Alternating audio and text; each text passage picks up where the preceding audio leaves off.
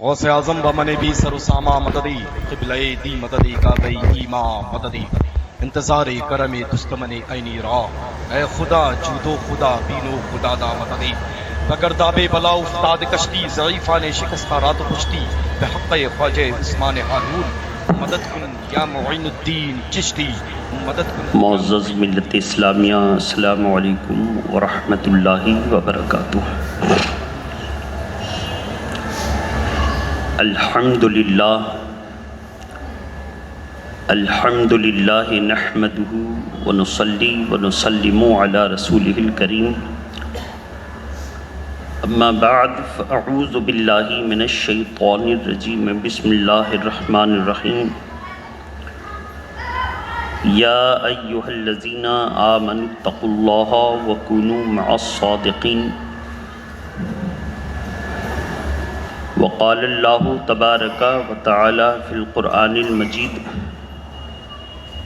یوم ندعو کل اناس بامامہم. صدق اللہ العلی العظیم.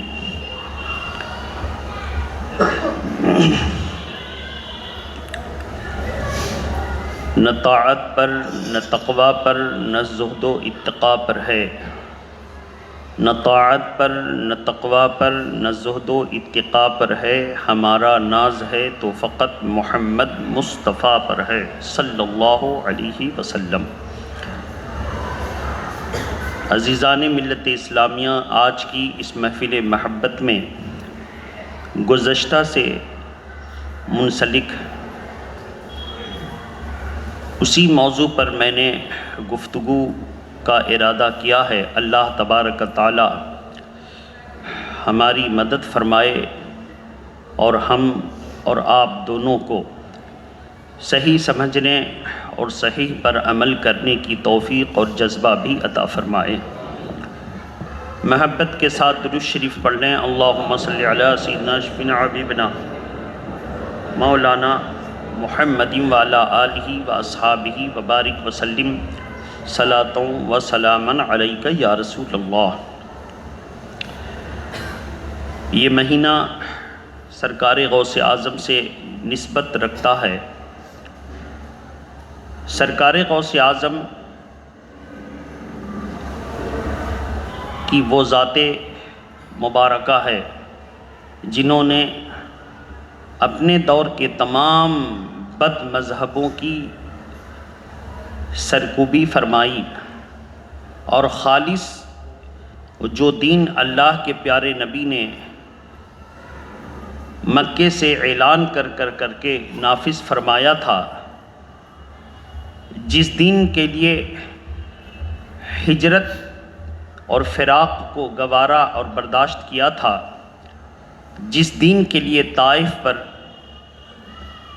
پتھروں کی زد کو برداشت کیا تھا، جس دین کے لیے جنگ احد میں اپنے دندان مبارک کو، اس کے کناروں کو شہید کروایا تھا کہ خون کا فوارہ نکلا جو تھمنے کا نام نہیں لیتا تھا، اسی دین کو سرکار غوث اعظم نے بغداد کی سرزمین پر زندہ فرمایا. اور جب وہی دین لوگوں کے باطل نظریات اور برے عقائد کی وجہ سے کمزور ہونے لگا تو اللہ تبارک تعالیٰ نے سرکار غوث اعظم کے ذریعے اس کو زندگی دوام عطا فرمائی. سرکار غوث اعظم نے اپنی مایہ ناز تصنیف غنیۃ الطالبین میں تمام باطل فرقوں کا ذکر فرما دیا. ان تمام باطل فرقوں سے اگر واقعی ہم غوث اعظم کے ماننے والے ہیں تو ہم سب کو بچنے کا حکم ہے. ہاں، کچھ ایسے بھی ہوں گے کہ وہ صحیح ہوں گے مگر ان کے بھائی بدعقیدہ ہوں گے، ان کا عقیدہ صحیح ہوگا مگر ان کے بہنوئی بدعقیدہ ہوں گے. تو ایسی صورت میں قرآن کا ارشاد سامنے رکھیے گا، قُلْ إِنْ كَانَ آبَاؤُكُمْ وَأَبْنَاؤُكُمْ وَإِخْوَانُكُمْ وَأَزْوَاجُكُمْ وَعَشِيرَتُكُمْ اور 28ویں پارے کی آیت کو یاد رکھیے گا، لا تجد قوما یؤمنون باللہ وبالیوم الآخر یوادون من حاد اللہ ورسولہ۔ قرآن کا صاف اس میں ارشاد ہے کہ اگر اللہ اور اس کے رسول کی گستاخی کرنے والے تمہارے باپ ہوں، بھائی ہوں، رشتہ دار ہوں تو ان سے الگ ہو جاؤ۔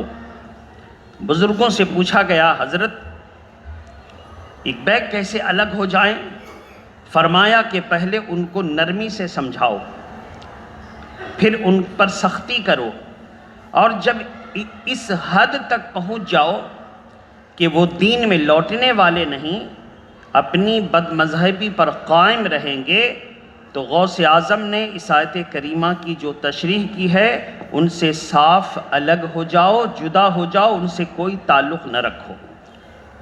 تو ہم اس نتیجے پر پہنچے کہ اگر بھائی بد عقیدہ ہے اور دوسرا بھائی خوش عقیدہ ہے تو ہم ان کو چھوڑ نہیں سکتے، ہم ان کو قریب رکھیں گے تاکہ بد عقیدے کی خالی صحبت میں یہ بھی خراب نہ ہو جائے۔ کم سے کم صحیح بات اس کو سمجھائی جاتی رہے گی تو یہ اپنے بھائی کی بد عقیدگی کو قبول نہیں کرے گا، اور ممکن ہے کہ پھر یہ اپنے بھائی کو سمجھا لے اور سمجھا کہ اس کو بھی توبہ وغیرہ کرا کر کے صراط مستقیم پر پھر لا کھڑا ہو کر دے۔ کہ اللہ کے پیارے نبی نے ارشاد فرمایا کہ تم میں سے جب کوئی کسی کے ایمان کی حفاظت کی کوشش کرتا ہے اور تمہاری وجہ سے اللہ نے کسی کو ہدایت دے دی، ہدایت دینے والا اللہ ہے، تمہاری وجہ سے اگر کسی کو اللہ نے ہدایت دی تو دنیا کی تمام چیزوں سے یہ بہتر ہے، دنیا کی تمام چیزوں سے یہ بہتر ہے۔ تو ایسی صورت میں اس وقت تک آپ سمجھاتے رہیے، بتاتے رہیے جب تک کہ آپ کو امید ہے کہ یہ انسان واپس آ سکتا ہے۔ تو ایسی صورت میں سرکار غوث اعظم کا پیغام سننے کے لیے پھر محبت کے ساتھ درود شریف پڑھیے، اللہم صلی علی سیدنا شفینا حبیبنا مولانا محمد وعلی آلہ و اصحابہ وبارک وسلم، صلاۃ و سلام علیکہ یا رسول اللہ۔ ابھی ہم لوگ یہیں الجھے ہوئے ہیں کہ کیسے اپنے لوگوں کو بچایا جائے۔ سعودی حکومت میں اب ایک نیا فتنہ کھڑا ہو رہا ہے، اور وہ فتنہ ہے کہ یہودی، عیسائی اور مسلمان تینوں کو جنتی قرار دے دیا جائے اور تینوں کو نام رکھے جائیں دین ابراہیمی۔ کیا نام رکھا جائے؟ چونکہ یہودی کا بھی دعویٰ ہے کہ ہم ابراہیم علیہ السلام کے دین پر ہیں، عیسائی کا دعویٰ ہے کہ ہم ابراہیم علیہ السلام کے دین پر ہیں، اور مسلمان کا بھی دعویٰ ہے کہ ہم ملت ابراہیمی پر ہیں۔ تو ایسی صورت میں تینوں کو دین ابراہیمی کہہ کر کے مسلمان ڈکلیئر کر دیا جائے۔ یہ فتنہ اگر آ گیا تو سمجھ لیجئے کہ صلح کلی میں اب کوئی کمی باقی نہ رہ گئی۔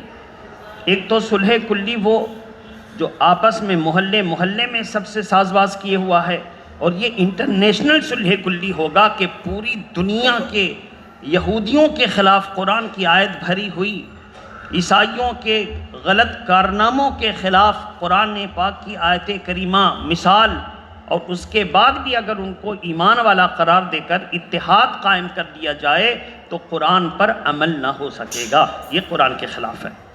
اب سوچئے کہ کتنا بڑا فتنہ یہ انگریز لا رہے ہیں۔ جس طرح ان کے یہاں لا قانونیت اور لا دینیت اور گمراہیت اور الحاد پھیل چکی، اسی طرح وہ مذہب اسلام میں الحاد لانے کی کوشش کر رہے ہیں۔ اب اس میں ہوگا یہ کہ جس وقت وہابیوں نے ایک آواز اٹھائی تھی کہ مزارات مقدسہ پر قصد و ارادہ کے ساتھ جانا حرام ہے، تو ان کی توجہ پڑی تھی ترمذی شریف کی ایک حدیث پاک پر۔ اس میں صاف ایک باب باندھا گیا تھا، باب ما جاء فی میلاد النبی صلی اللہ تعالی علیہ وسلم، اور پھر حضور کے قبر انور کی زیارت کی بات آئی تھی، بعد وصال حضور کے قبر انور تک جانے کی بات آئی تھی، بعد وصال حضور کا ارشاد آیا تھا کہ میرے قبر پر اگر کوئی میری زیارت کو آیا، عربی عبارت اس طرح ہے، من زارا قبری وجبت لہو شفاعتی، جس نے میرے قبر کی زیارت کی اس کے لیے میری شفاعت واجب ہو گئی، اس کے لیے میری شفاعت۔ تو وہاں پر ان لوگوں نے نبی کے لفظ کو ہٹایا تھا، من زارا مسجد النبی وجبت لہو شفاعتی، جس نے میری مسجد یعنی مسجد نبوی کی زیارت کی اس کے اوپر میری شفاعت واجب ہو گئی۔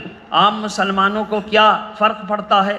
ان کو تو بیل بھی کہو تو ہاں، گائے بھی کہو تو ہاں، لیکن جب علماء اہل سنت کی نظر پڑی کہ یہاں پر جو ہے کاٹ کر کے مسجد النبی کر دیا گیا ہے تو وہ احتجاج کرتے ہیں، اور ترکی نے اس کے رد عمل میں کروڑوں صحیح نسخہ چھپوا کر پوری دنیا میں فری بٹوا دیا، اور کہا کہ وہ لوگوں نجدی اور سعودی حکومت کے فتنے سے آگاہ رہو، ترمذی کا وہ نسخہ اصل نہیں ہے، یہ نسخہ اصل ہے جس میں حضور کے روضے انور پر کی حاضری شفاعت کا وجہ بن رہی ہے، اور جب نسخہ بٹوایا تو یہ فتنہ دب گیا، یہ فتنہ دب گیا۔ آپ سمجھ سکتے ہیں کہ انٹرنیشنل پیمانے پر، عالمی پیمانے پر کتنا بڑا فتنہ جنم لے رہا ہے۔ ایسے پرفتن دور میں سرکار غوث اعظم کے طریقے پر چل کر ہمیں اور آپ کو اپنے ایمان کی حفاظت کرنی چاہیے، ایمان کی حفاظت کرنی چاہیے۔ میرے محترم بزرگ اور دوستو، ہماری جماعت کے ایک عالم دین ہیں جنہوں نے نحو کی ابتدائی کتاب مبتدی طلبہ کے لیے لکھی، اور اس کا نام ہے نحو میر۔ حضرت میر سید شریف جرجانی قدس سرہ العزیز کی یہ کتاب ہے۔ انہوں نے ہم سبوں کو بدعقیدوں سے بچنے کا کتنا بہترین حکم عطا فرمایا کہ وہ کشتی پر سفر کر رہے تھے تو ایک آدمی کے پاس ایک موٹی کتاب دیکھا تو اس کو لے لیا مطالعہ کرنے کے لیے، پوری کتاب کو مطالعہ کیا، اور مطالعہ کرنے کے بعد دریا میں ڈال دیا۔ کشتی جہاں پہ رکی تو بندرگاہ پہ جب کشتی لنگر انداز ہوئی تو اس نے وہاں کے قاضی کی عدالت میں مقدمہ دائر کر دیا کہ میری کتاب انہوں نے پڑھی اور دریا میں ڈال دی، بڑی قیمتی کتاب تھی، نایاب کتاب تھی، اگر ان کو پسند نہیں تھی تو مجھے واپس کر دیتے، مجھے واپس کر دیتے۔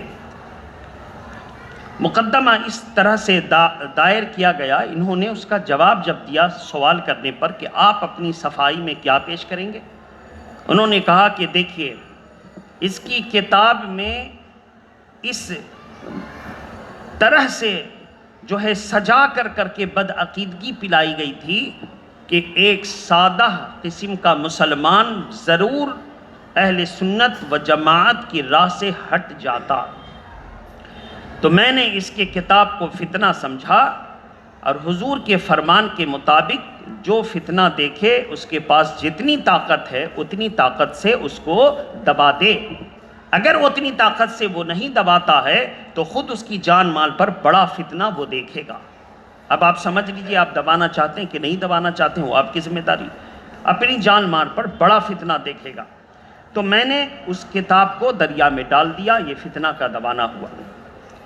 کہا اچھا تو پھر اب کیسے ہم لوگ سمجھیں کہ واقعی اس کتاب میں فتنہ تھا؟ تو اچھا ٹھیک ہے، اس کتاب کا ثبوت لائیے کہ اس میں فتنہ تھا۔ اب تو کتاب دریا میں چلی گئی، اب کہاں سے ثبوت ملے؟ تو انہوں نے کہا ٹھیک ہے، کاتب بلوایا جائے، قلم اور دوات رکھا جائے، میں املا کراتا جاؤں گا، وہ لکھتا جائے۔ ایک دم شروع کیا، شروع کر کے صفحہ نمبر وغیرہ سارے سیٹنگ کے ساتھ حرف بحرف املا کروایا، اور عدالت میں اب کتنے دن میں یہ تیار ہوئی کتاب نہیں بتائے گا کہ عدالت میں پوری کتاب جو ہے پیش کر دیا گیا۔ قاضی نے سب سے پہلے پوچھا کہ صاحب کتاب کہاں ہے؟ صاحب کتاب کو جب حاضر کیا گیا تو قاضی نے پہلے اٹیسٹڈ کروائی، تصدیق کروائی کہ بتاؤ یہی وہ کتاب ہے نا جو تم نے اس کو دی تھی پڑھنے کے لیے؟ اس نے صفحہ نمبر 1 سے بیچ کا، آگے کا، پیچھے کا، الٹ کر پلٹ کر سب کو دیکھتا ہے اور کہتا ہے اللہ کی قسم یہ وہی کتاب ہے۔ اس سے آپ اندازہ کرتے سکتے ہیں کہ ہماری جماعت کے بزرگان دین کی یادداشت کتنی اعلیٰ اور مستحکم اور مضبوط اور توانا تھی کہ انہوں نے ایک بار مطالعہ کیا تھا اور ایک ضخیم کتاب املا کروا دیا اور صفحہ نمبر تک نہیں بدلا۔ کمال کی بات یہ، اب اس کے بعد جب اس کو پڑھا گیا تو واقعی اس میں اہل سنت و جماعت کے خلاف باتیں بھری تھیں۔ انہوں نے کہا یہ کیا ہے؟ تو ایسی صورت میں جو اس کتاب کا مالک تھا اس نے کہا کہ حضرت اب اس کتاب کے جملے کو چھوڑیے، اب میں ان کے ہاتھ پر ایمان لاتا ہوں، پھر سے مسلمان ہوتا ہوں، اب سچے دل سے توبہ کر کے وعدہ کرتا ہوں کہ آج کے بعد کسی بد مذہب کی کتاب مطالعہ تو دور کی بات دیکھنا پسند نہیں کروں گا، کیونکہ اس کو ایک بار میں نے دیکھا تھا، 2 بار میں نے لیا اور پڑھا اور اسی وقت سے میرا ایمان ڈاوا ڈول ہو گیا۔ اس سے پتہ چلا کہ جو بزرگوں نے فرمایا صحبت صالح ترا صالح کند و صحبت طالح ترا طالح کند، اچھوں کی صحبت تجھے اچھا بنا دے گی اور بروں کی صحبت تجھے برا بنا دے گی۔ میں سمجھتا تھا کہ میں بہت پکا ایمان والا، قرآن و حدیث پر میری معلومات، اور آپ کہیں تو میں بتا دوں کہ میں عالم بھی ہوں۔ جب میں گمراہ ہو سکتا ہوں کتاب کو پڑھ کر تو عوام کالانعام کا عالم کیا ہوگا؟ اس لیے میرے محترم بزرگ اور دوستو، جب قرآن مجید کے پارہ نمبر 28 کو یاد رکھیے گا، سورہ مجادلہ آیت کریمہ نمبر 22، لا تجد قوما یؤمنون باللہ وبالیوم الآخر یوادون من حاد اللہ ورسولہ، اللہ تعالیٰ قرآن میں ارشاد فرماتا ہے کہ تو کبھی نہ دیکھے گا، نہ پائے گا کہ ایمان والے بے ایمان سے محبت رکھتے ہوں، ایمان والے بے ایمان سے محبت رکھتے ہوں، خواہ اس کے باپ ہوں، دادا ہوں، اس کے رشتہ دار ہوں، اس کے قریبی ہوں، ان سے نہ دیکھے گا۔ اور جب وہ ان کی رشتہ داری کا بھی پاس و لحاظ نہ رکھے، ان سے کوئی الفت و محبت و مودت نہ رکھیں گے، تو عالم یہ ہوگا اولئک کتب فی قلوبہم الایمان وایدہم بروح منہ، جو لوگ ایسے ہو جائیں کہ اللہ کی محبت میں اتنے گرویدہ ہوں کہ اپنے باپ دادا کی بد مذہبی کی بنیاد پر ان کو چھوڑ دیں، تو ایسے لوگ وہ ہیں جن کے دلوں میں اللہ نے ایمان کی مہر لگا دی ہے، ایمان کا نقش فرما دیا ہے۔ ایسے لوگ تو اسی طرح پورے عالم اسلام میں ایسے لوگوں کو جب تلاشا تو اس طرح کے لوگ کون ہیں؟ سرکار غوث اعظم، سرکار خواجہ غریب نواز، قطب الدین بختیار کاکی، نظام الدین محبوب الہی، اور ہمارے زمانے میں اس طرح جب لوگوں نے تلاشا کہ اتنی سختی کے ساتھ قرآن پر کون عمل کرتا ہے، تو پوری دنیا نے پکار کر کے کہا یہ ذات کسی اور کی نہیں ہے، یہ ذات تو امام احمد رضا فاضل بریلوی کی ہے۔ اس آیت کریمہ پر عمل کرنے والے امام احمد رضا ہیں۔ میرے محترم بزرگ اور دوستو، لہٰذا اب مسئلہ یہ ہے کہ کبھی کبھی کسی جنازے میں، شادی کی تقریب میں کسی وجہ سے کوئی سڑا ہوا وہابی دیوبندی آ گیا تو ان کو مسجد سے بڑی محبت، چونکہ یہ مسلمانوں کا نرم چارہ ہے، مسجد اور نماز سے محبت دکھائیں گے۔ جو سڑے ہوئے صلح کلی ہیں وہ تاج الشریعہ سے محبت دکھائیں گے، تاکہ تاج الشریعہ کی محبت، مسجد کی محبت میں لوگ ہم کو بھی اپنا خیر خواہ سمجھیں۔ یہ ان کی پرانی عادت ہے، کوئی نیا طریقہ نہیں ہے۔ وہ آ گئے، اب آپ کے ایمان کا تقاضا کیا ہے؟ وہاں پہ ہم لوگ ایک طرف تو اخلاقیات کی بنیاد پر یہ سمجھتے ہیں کہ ایسے شخص کے بارے میں کیا کیا جائے، اس کو صف میں کھڑا ہونے دیا جائے کہ صف سے ہٹا دیا جائے۔ اب آپ کیا کریں گے وہ تو آپ کی مرضی ہے، لیکن شریعت کا کیا حکم ہے کہ صف کے بارے میں ہے تسویۃ الصفوف۔ اس باب میں جب آپ حدیث پاک پڑھیں گے تو صف میں اگر کوئی خلا ہے تو اس کے بیچ میں شیطان گھس جاتا ہے اور دونوں کے دل میں وسوسہ ڈال کے اس کی نماز میں ہونے کے باوجود نماز سے بھلا دیتا ہے. تو اس لیے فرمایا کہ کاندھے سے کاندھا ملا لو، اس لیے فرمایا ایک دم سٹ جاؤ، نہیں تو بھیڑ کی بچے کی طرح گھس کے دونوں کو وسوسہ دے کر نماز سے بھلا دیتا ہے. دوسری صورت کہ اگر صف میں پیلر آ گئی تو پیلر نماز کے صف کو کاٹ دے گی، نماز کی صف کو کاٹ دے گی. تو صف کے بیچ میں پیلر نہ ہو، اگر پیلر آ جائے تو ذرا آگے پیچھے ہو کر صف کو درست کر لیں. پیچھے تو نہیں ہو سکتے، پیلر کے ذرا آگے ہو کر صف کو ملا لیں، یہ ہے حکم.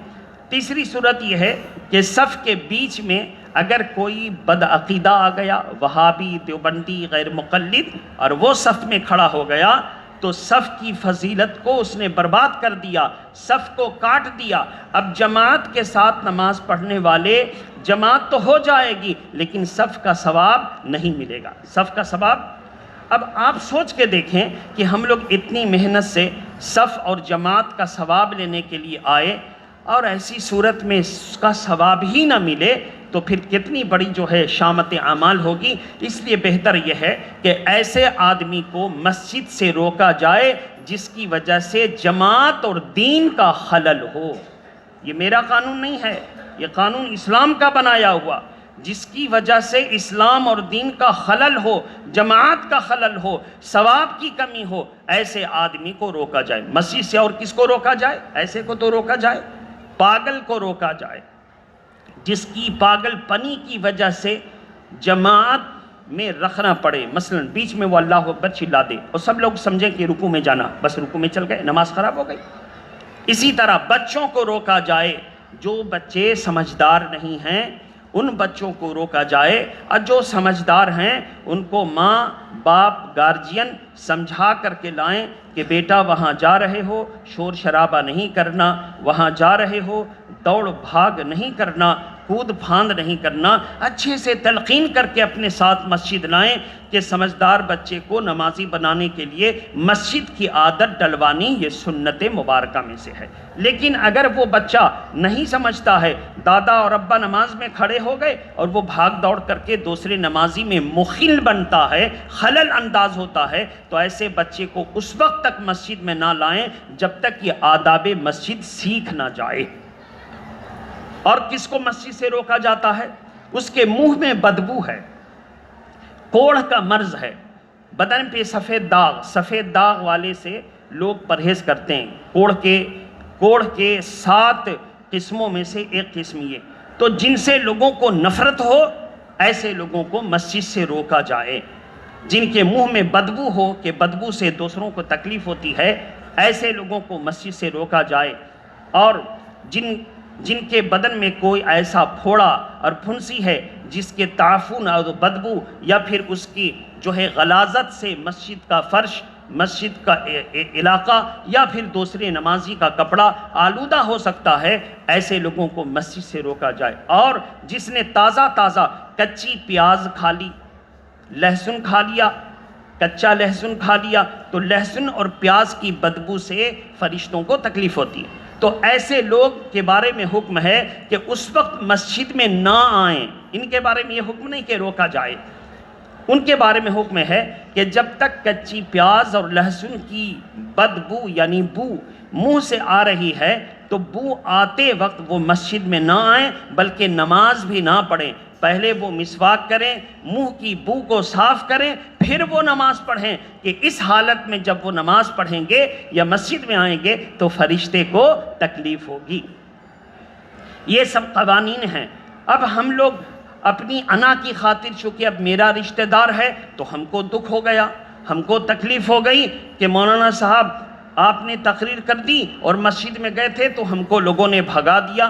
یہاں مولانا صاحب کی جاگیر نہیں ہے، یہ مسجد ہے اور مسجد کا قانون شریعت کے مطابق ہوتا ہے، کسی کے خاندان کا لحاظ نہیں ہوتا ہے، اتنا یاد رکھیے گا. اور مسجد کمیٹی بھی اگر اس میں ملوث ہے کہ انڈر گراؤنڈ سے سپورٹ کر رہی ہے تو ایسی صورت میں وہ خود مسجد کے ممبر سے معطل ہو گئی، اب اس کو مسجد کا ممبر یا رکن بنا رہنا جائز نہیں ہے، اس لیے کہ اللہ کے پیارے رسول صلی اللہ علیہ وسلم نے قرآن مجید کی آیت کریمہ پڑھ کر کے بتا دی۔ مثلاً حضور کے دور میں، ظاہری دور میں بھی بعض لوگ حاجیوں کے لیے پانی پلانے کا انتظام کرتے تھے، زور سے بولیے، ان کے کھانے کا انتظام کرتے تھے، ان کی رہائش کا انتظام کرتے تھے، مگر وہ مسلمان نہیں ہوتے، تو قرآن مجید کی بارگاہ میں یہ مسئلہ آیا۔ اس وقت تو قرآن کے نزول کا دور تھا نا، جو سوال کرو قرآن کی آیت اتر جاتی، تو ایسی صورت میں قرآن مجید نے فرما دیا انما یعمر مساجد اللہ من آمن باللہ وبالیوم الآخر، بے شک مسجدوں کو وہی آباد کریں جو اللہ اور اس کے رسول اور تمام دین پر عمل کرتے ہوں، اور جو اس کنڈیشن کے نہیں ہیں ان کو حق نہیں ہے کہ وہ مسجد کا ممبر بنے یا اس کے سجاوٹ اور تزئین کاری میں حصہ لے۔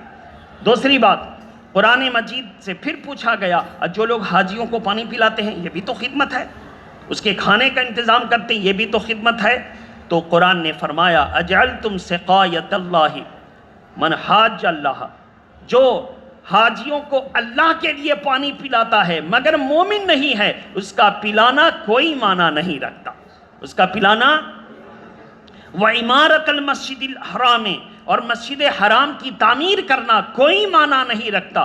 اگر پانی پلانا ثواب ہوگا تو بڑے بڑے آپ دیکھیں گے لیڈروں کا نام پانی کے ایئر کنڈیشنڈ ٹنکی پر لگی ہوئی ہے کہ فلاں کی طرف سے پانی کی ٹنکی لگائی گئی، حالانکہ یہ دھوکہ ہے، گورنمنٹ کے پیسے سے پانی لگایا گیا، جس کا نام لکھا ہوتا ہے اس کی جیب سے 1 روپیہ بھی خرچ نہیں ہوا، بلکہ گھوٹالہ ہوا ہے لیکن اس نے خرچ نہیں کیا، تو دھوکہ ہوا کہ نہیں ہوا؟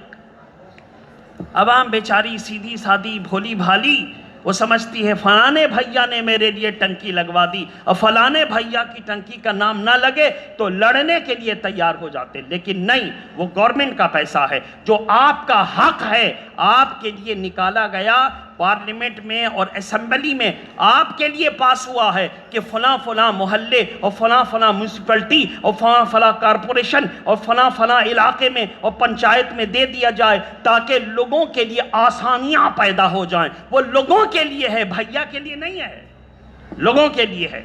تو میرے محترم بزرگ اور دوستو، ذرا ہوش کے ناخن لیجئے، کہاں آپ جا رہے ہیں؟ دنیا داری میں تو ہم اعتراض نہیں کرتے، بہت سارے اعتراض کے سوال ہیں میرے پاس، لیکن دین کے معاملے میں اگر کوئی بدعقیدہ کا کوئی سپورٹ کرتا ہے تو اس کو ہم لوگ نہیں دیکھیں گے، ہمارا کام ہے راستہ بتا دینا، تم جانو تمہارا خدا جانے، اور انشاءاللہ میں دعویٰ کرتا ہوں کہ جو بھی اس تقریر کے بعد بدعقیدہ کا سپورٹ کرے گا وہ گھریلو اعتبار سے بڑا پریشان ہو جائے گا، بہت پریشان ہو جائے گا، کیونکہ جب مسلمانوں کے اعمال کمزور ہو جائیں اور وہ برائی کو نہ روکے اور برائی کو دور کرنے کے لیے آواز اٹھتی رہے، آواز اٹھتی رہے، آواز اٹھتی رہے، تو اللہ کے کرم بے پایاں میں جوش آتا ہے، پھر وہ خود سزا دے دیتا ہے، پھر کسی کے سزا کے انقلاب لانے کی کوئی ضرورت نہیں ہے۔ اس لیے آپ سے بھی میری گزارش ہے کہ آپ پہلے اپنا علمی اعتبار سے مقام بلند کریں،